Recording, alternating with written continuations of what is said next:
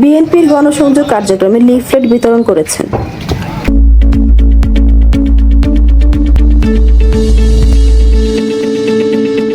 বাংলাদেশ জাতীয়তাবাদী দল বিএনপি ঘোষিত ৩১ দফা রূপরেখা বাস্তবায়নের অংশ হিসেবে চাঁপাইনবাবগঞ্জে গণসংযোগ কার্যক্রমের মাধ্যমে লিফলেট বিতরণ করা হয়েছে।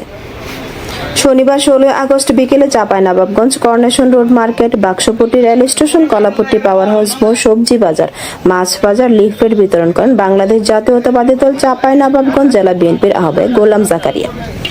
কর্মসূচিতে বিএনপি এবং সহযোগী সংগঠনের নেতাকর্মীরা সক্রিয় অংশগ্রহণ করেন।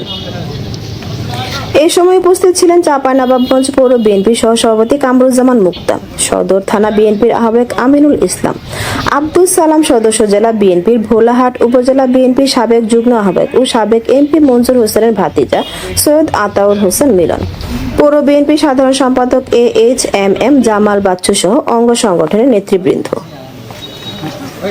দেশের জনগণের ভোটাধিকার পুনঃপ্রতিষ্ঠা, লাগামহীন দ্রব্যমূল্যের বিরুদ্ধে প্রতিরোধ গড়ে তোলা এবং গণতন্ত্র ও সুশাসন নিশ্চিত করার লক্ষ্যে বিএনপির ৩১ দফা কর্মসূচি অত্যন্ত সময়োপযোগী। আজকে বিকালে আমাদের এই ৩১ দফা রাষ্ট্র মেরামতের ৩১ দফা সফলভাবে এবং সবাই যে কষ্ট করলে এই জন্য সকলকে বিএনপির পক্ষ থেকে ধন্যবাদ জানাচ্ছি এবং আগামীতে আমরা প্রতিটি এলাকায় আমরা যেন এটা দিতে পারি সেভাবে সকলের সহযোগিতা কামনা করছি। তারা বলেন, সাধারণ মানুষের মাঝে সচেতনতা সৃষ্টির জন্য লিফলেট বিতরণের মাধ্যমে তারা চলমান আন্দোলনে সবাইকে সম্পৃক্ত হওয়ার আহ্বান জানান। ASP news desk. ASP নিউজের সাথে থাকার জন্য ধন্যবাদ। সাবস্ক্রাইব করে সাথে থাকুন।